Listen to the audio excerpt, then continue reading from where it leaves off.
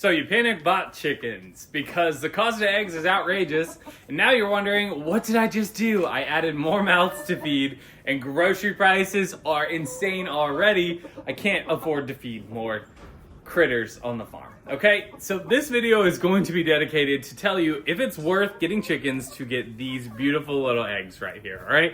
And the spoilers is yes and no. It just really depends on how you do it. It's just like everything, right? Like if you got a good budget and a good game plan, if you're business minded when you go into it, odds are you're going to end up in a position where it's worth it. All right, so let's just start with the chicken journey. Let's start first with breeds of chicken. All right, this is a silver lace Wyandotte. She's a beauty. I love her. But it's important to know when you choose your breed of chicken, they lay different amounts of eggs. Okay, so I have a flock of silver lace Wyandottes, a Cochin or Cochin, I don't know how to say it. She's cutie, and then an Orpington. So these Wyandottes only lay. Carl, I'm filming a video. Don't mind Carl, he's just gonna keep doing that. So these Wyandottes typically only lay around 200-ish eggs a year, okay? Versus something like a Red Star or Rhode Island Red, they're gonna lay upwards of 300 eggs a year. Leghorns, for example, lay basically every single day of the year. So it just depends. Whatever breed of chicken you go with, it's going to determine how many eggs you're going to get. And honestly, that's going to determine how viable it is for you and your family. So start with choosing your breeds wisely. I say choose a breed that you love and you're going to enjoy regardless of the egg count. But it's important to know the egg count. Yes, Carl, it is important to know the egg count. So I have these Wyandottes. I think they're a great dual-purpose breed. Love them. Really, as you can see, very gentle disposition. They don't lay as many eggs as some of their other chicken friends. All right. Next up, the age of your bird. All right. Everybody's just been panic buying chicks. And I'm like, I don't think it's okay to panic buy livestock. That doesn't seem like a good plan. Like Tractor Supply, the farm stores, they've been out of chicks every single time I go in there. And you know what? I don't need to buy more chicks, but I always like to look at them, and it's really ruining my vibe that I can't look at these baby chicks. Even the baby ducks are gone. I'm like, who's panic buying ducklings?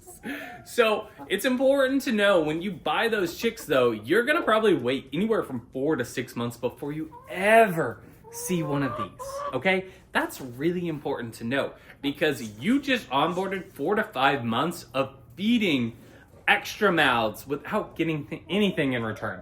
So if your goal was to decrease your costs of living by buying chickens, you failed miserably, okay? Because that's not the move. Now, I bought these lovely established hens. They're older hens. So most people don't realize that after the first year or two of production, hens production tends to slack off quite a lot. So up to like 25% lower than in those earlier years. So in commercial production operations, they keep chickens, I think, only 18 months, and then they're just constantly clearing them. I wanted some older girls because they still lay eggs, and the thing is chickens lay for a long time. So I wanted to bring some older ladies home into my life because that's part of it for me as well, just taking good care of the critters in our world. So these girls are not peak production, so that's gonna inhibit some of my cost-saving measures for sure. But I paid $25 for established laying hens versus I think it was like $6. Okay, she gone. Versus $6. She did not like the fact that I called her cheap, and $25. Versus $6 for the chicks, okay? And in my mind, 4 to 5 months of constant feed for those baby chicks, it completely outweighed needing these younger chickens because these guys started laying, literally, they had eggs day 1 for me. That's so impressive. Would you like to come here? This is our Orpington girl, Goldie. You want to steal the show for a second, honey? All right, so this brings me to that other point. Like, there's other things you need. You need water. You need oyster shells.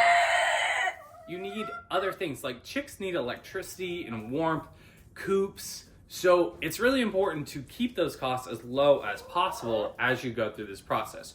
And the easiest way to do that is keep your coops cheap.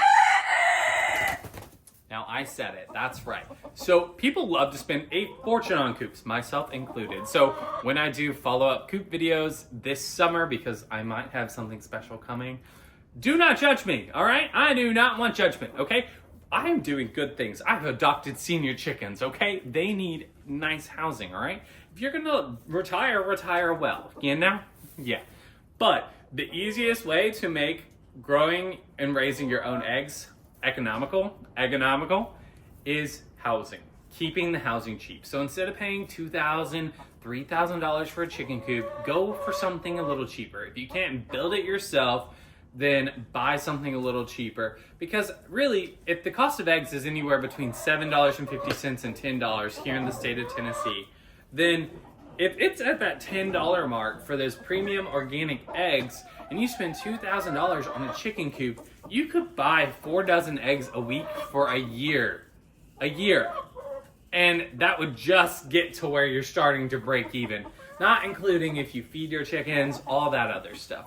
So keep your coop reasonable. My suggestion is look for recyclable materials and build with those, or find good, affordable chicken coop options in your local area, or something that works for your needs online. But don't go overboard with the coop, okay? Just don't get a little too crazy. That's all I'm saying. And if you do, that's fine. But just know that you're not saving money on eggs by doing that. And it's completely fine if you want to have a nice coop. I'm a huge advocate for having a nice coop. It's a lifestyle thing for me, so I don't mind that at all. But just know that when you panic bought your chickens, if you spent $2,000 on your chicken coop, well, it's not gonna reduce your cost in eggs. So just know what's going on. It's fine either way, but just know that's what's happening. Now, the last thing is the number of chickens. So I have 4 hens. You met Goldie. You met what I'm thinking. Well, that's Carl. And what I'm thinking about calling Penelope. You know, we've got work to do on naming them. So I have 4 hens and 1 rooster. The rooster was what I'm considering a rescue rooster. The lady said he needed a home. I'm a softie, okay? I've got senior chickens and a rescue rooster. This is not the model.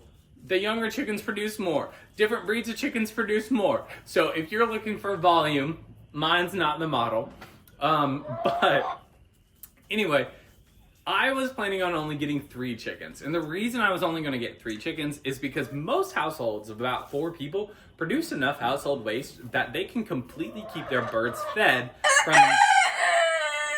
from their household waste. So what that means for you and what that means for me is that these eggs, if they are pretty much the byproduct of our waste, we're turning our waste into an edible food source, right? And if our chickens aren't requiring hardly anything beyond the input of that waste, we've effectively created a very holistic system. Because the thing is, the only other thing I would do with that waste on my farm is compost it. And guess what? The chickens produce great compost.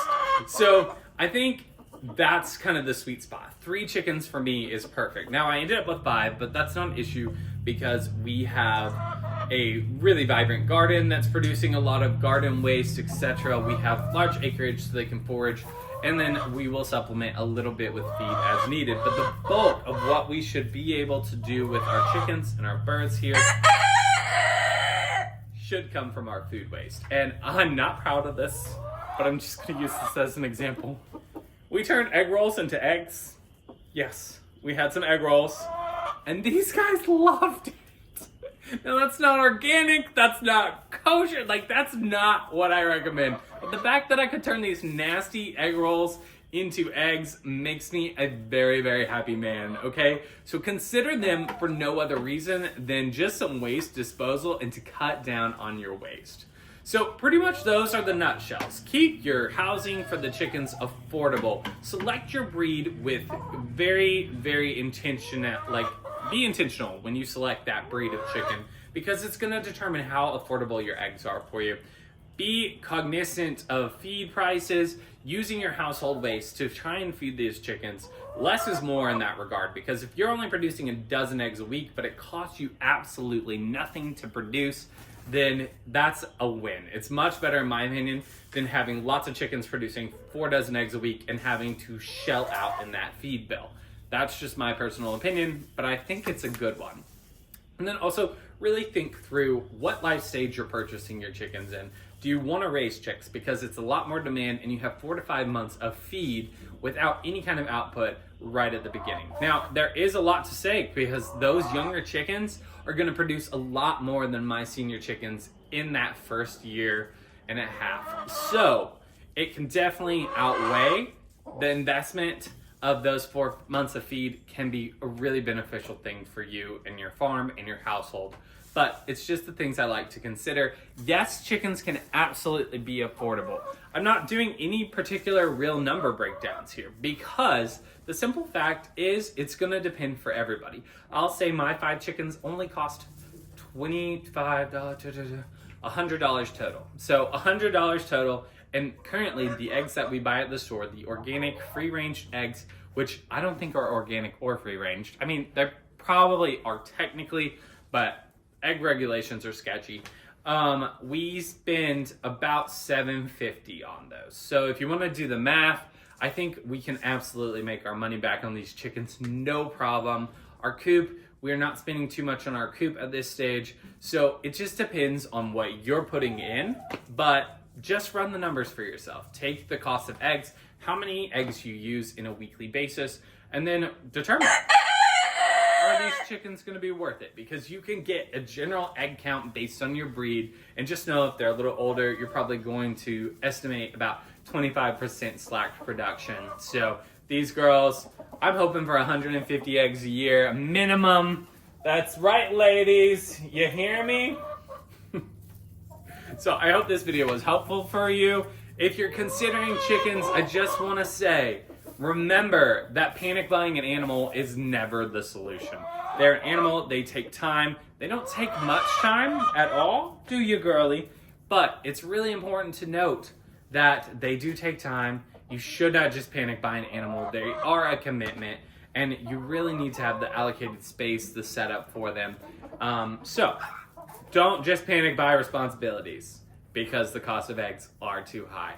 But I hope this helped, and like I said, I think you can get set up really, really cheap, and ultimately, I think you could save a ton on eggs every single year. If you want a little breakdown of the numbers, I did a breakdown about 6 months ago when the cost of eggs was about $4.50. So I can link that in the bottom. It's on my podcast, Food, Farm, and Finance. I hope this was really, really helpful to you. Like, subscribe, and I will see y'all next time on Food, Farm, and Finance.